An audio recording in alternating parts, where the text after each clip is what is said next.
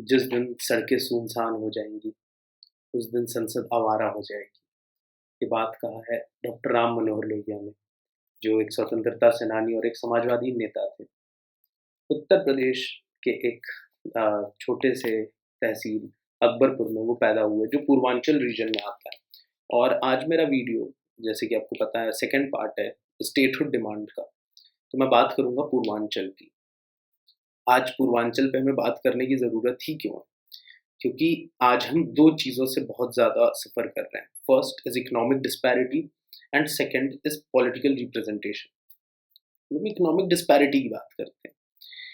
There was a data which was released by the government of India, और उस data में पता चल रहा है कि कौन से ऐसे डिस्ट्रिक्ट्स हैं जो हाई एंड इंडस्ट्रियल मैन्युफैक्चरिंग और एनीथिंग लाइक दैट, जो सर्विस प्रोडक्शन में है।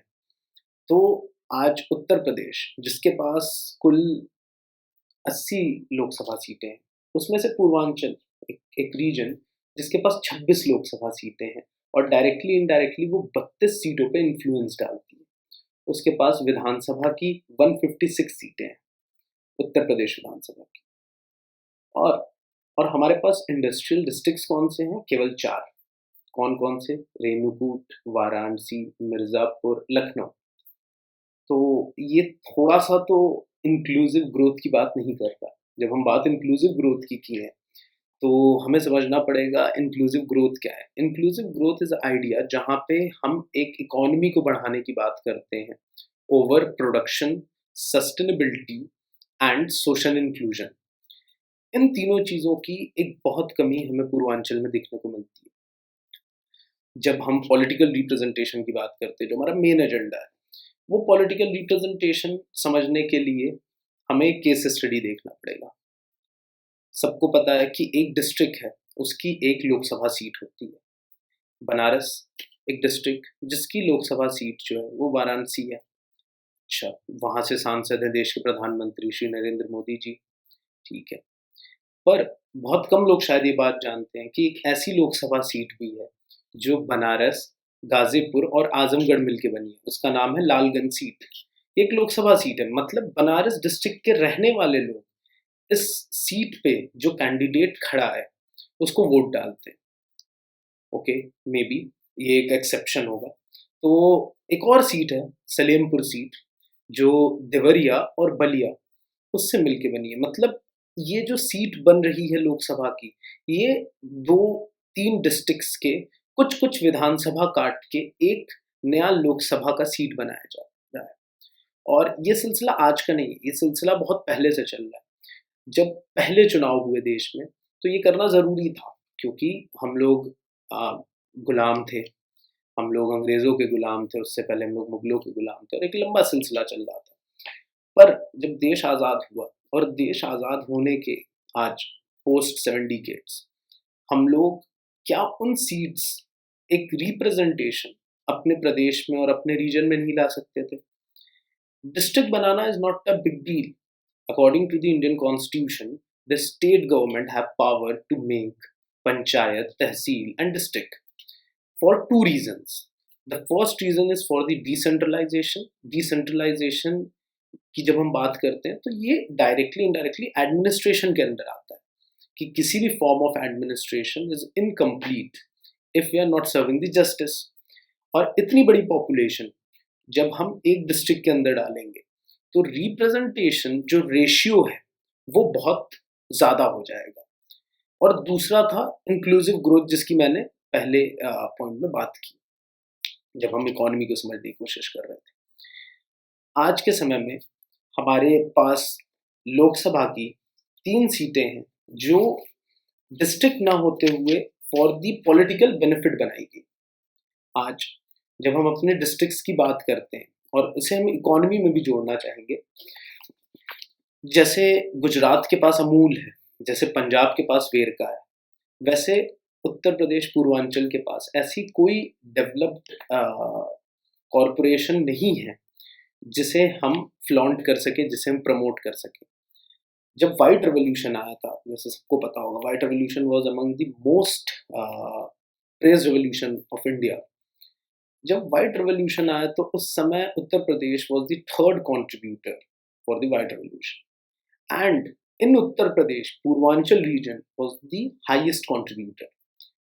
उत्तर प्रदेश पूर्वांचल का एक छोटा सा डिस्ट्रिक्ट गाजीपुर, जिसके पास जिसके पास मिल्क प्रोडक्शन सबसे ज़्यादा है, उसके पास कोई ऐसे इंडस्ट्रियल कॉरपोरेशन नहीं है जिससे वो ग्रोथ कर सके। At the end of the day हम लोग बात करते हैं we are agrarian society, we are the society which generally grow from agriculture. But जब इंडस्ट्रियल रेवोल्यूशन 4.0 दुनिया में आ रहा है, पूर्वांचल उत्तर प्रदेश में इंडस्ट्रियल रेवोल्यूशन 1.0 भी नहीं आ पाया। क्यों? जैसा मैंने आपको बताया, हमारे पास केवल 4 हाई एंड इंडस्ट्रियल डिस्ट्रिक्ट्स हैं। अपार्ट फ्रॉम दैट, जब पूरी दुनिया बात कर रही है कि mining resources, so we are having two major areas जहाँ पे माइनिंग बहुत ज़्यादा है। The first one is Mirzapur, the second one is Sonbhadra. Sonbhadra एक ऐसा डिस्ट्रिक्ट जहाँ से छत्तीसगढ़, एमपी, बिहार 3 डिस्ट्रिक्ट मिलते हैं, but it is nowhere in the expansion of resources. Resource के एक्सपोर्ट इंटरस्टेट हो ही नहीं पा रहे, because at the end of the day जो रिसोर्स वहाँ से निकल रहे हैं वो एक फॉर्मर चैनल्स के थ्रू नहीं जा पा रहे हैं, which is a lack of industrial growth. जब मेजर सिटीज को हम देखते हैं पूर्वांचल के, मेजर सिटीज हमारे पास 3-4 ही रह गई, और वो 3-4 रहने के पीछे भी there were certain political and social reason. For example Varanasi, because Varanasi is the candidature seat of Shri Narendra Modi. Okay, and apart from that, it is a religious capital of the world. Talking about Lucknow, Lucknow is the capital of Uttar Pradesh, and as such, there is no big seat, okay, big Lok Sabha seat or anything like that. But at the end of the day, we are among the highest contributor in the political upliftment of the country. बात ये फंसती है कि पूर्वांचल की demand आज तक क्यों इतनी ऊपर नहीं उठी? क्योंकि जो लोग जिन्हें पॉलिटिकल बेनिफिट मिल रहा है, why they will going to divide Uttar Pradesh, divide means reorganize Uttar Pradesh into several provinces? क्योंकि आज के समय जो मेजर एजेंडा है that is to gain political benefit. Purvanchal एक ऐसा रीजन जिसके अपने कल्चर हैं, जिसके अपने हेरिटेज हैं, which is far more different than Paschim Pradesh and Bundelkhand. हमारे जो कल्चर है, ट्रेडिशन है, वो अवध प्रदेश से बहुत मिलते हैं, जिसे रीसेंट 2011 रेवोल्यूशन में अवध प्रदेश कहा गया, बहुत मिलते हैं। बट जब हम पूर्वांचल की बात करते हैं, पूर्वांचल के पास वो इकोसिस्टम नहीं है जिससे वो सस्टेन कर सके, और डेवलपमेंट के लिए हमें political representation and economic disparity को खत्म करना पड़ेगा। In reference with article 3 of Indian constitution, the central government may take appropriate actions, okay, to make or to for the formation of new state. So from the long time, Ram Manohar Lohia जैसे मैंने quote किया, Chaudhary Charan Singh, and there are various people who demanded for the formation of Purvanchal. जब पूर्वांचल बनेगा तब क्या? जो idea है पूर्वांचल का वो क्या? कोई भी स्टेट जब बनता है तो कुछ एलिमेंट्स होते हैं जो उसे बनाने पड़ते हैं। फॉर एग्जाम्पल, एक स्टेट एम्ब्लेम होता है, कुछ चीजें होती हैं, शायद आप लोगों को पता ना हो, शायद स्टेट एंथम भी एक चीज होती है, मुझे भी खुद नहीं पता था, but with prominent research, Jharkhand का अपना एक स्टेट एंथम है। और with respect of time, Purvanchal region ने भी एक रिकमेंडेशन दी थी स्टेट एंथम की उत्तर प्रदेश गवर्नमेंट को, वे बैक इन 2012। बट वो जो बेसिकली सजेशन थे वो स्टेट गवर्नमेंट ने रिजेक्ट कर दिए। बट अगर पूर्वांचल एक नया प्रदेश बन रहा है तो उसे कुछ चीज़ें अपने पास लानी पड़ेंगी। एक स्टेट फ्लैग, सारे प्रदेशों के पास स्टेट फ्लैग तो नहीं है, पर जैसे Karnataka, Kerala, Tamil Nadu, Maharashtra, Punjab, Telangana, Assam, Gujarat are having their state flag. For example, there is emblem, हर स्टेट के पास अपने अपने एम्ब्लेम है, और उसी तरीके से पूर्वांचल को भी अपना एक एम्ब्लेम बनाना पड़ेगा। एक एंथम जो बहुत हाई इन डिमांड है, क्योंकि एंथम हमारे स्टेट का एसेंस बताता है। We are the quasi federal structured nation, और उसके लिए हमें अपनी आइडिया, हमारे स्टेट के आइडिया को भी ऊपर उठाना पड़ेगा। Eight the end of the day हमारा कॉन्स्टिट्यूशन तो एक ही है। भारत, इंडिया के पास जो कॉन्स्टिट्यूशन है वो है कॉन्स्टिट्यूशन ऑफ इंडिया, और every state within the territory of India have to bind with that constitution. तो बहुत लंबे समय से पूर्वांचल के कुछ इंटेलेक्चुअल्स ने ये बात भी उठाई कि इस एक स्टेट कॉन्स्टिट्यूशन भी बनाया जाए, which will be a complementary constitution to the Indian constitution. But this is just under the idea, okay, and further इसके ऊपर रिसर्च किया जा सकता है।